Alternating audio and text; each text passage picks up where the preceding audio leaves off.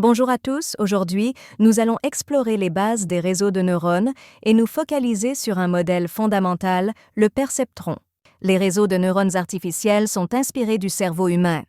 Ils sont composés de neurones artificiels interconnectés et sont largement utilisés en apprentissage automatique, notamment pour la classification et la reconnaissance de motifs.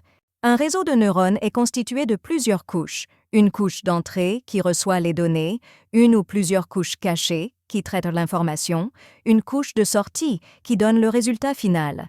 Le perceptron est l'un des premiers modèles de neurones artificiels. Il s'agit d'un algorithme de classification supervisé qui décide si une entrée appartient à une classe ou non. Son fonctionnement repose sur une somme pondérée des entrées suivie d'une fonction d'activation.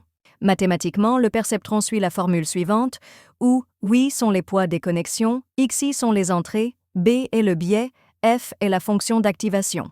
La fonction d'activation est essentielle car elle permet de prendre une décision. Parmi les plus courantes, on retrouve la fonction seuil, activation binaire, la fonction sigmoïde, utile pour les probabilités, la fonction relu, utilisée dans les réseaux profonds. Nous allons maintenant voir comment coder un perceptron en Python. Nous allons l'entraîner sur un jeu de données et observer son fonctionnement. Une fois le modèle entraîné, nous analyserons les résultats pour comprendre son efficacité et ses limites.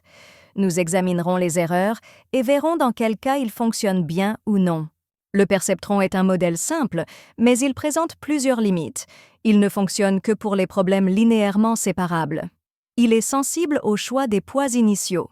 Il ne peut pas modéliser des relations complexes entre les données. En résumé, le perceptron est une introduction essentielle au réseau de neurones. Même s'il est limité, il a posé les bases des modèles plus avancés comme les réseaux multicouches et le deep learning.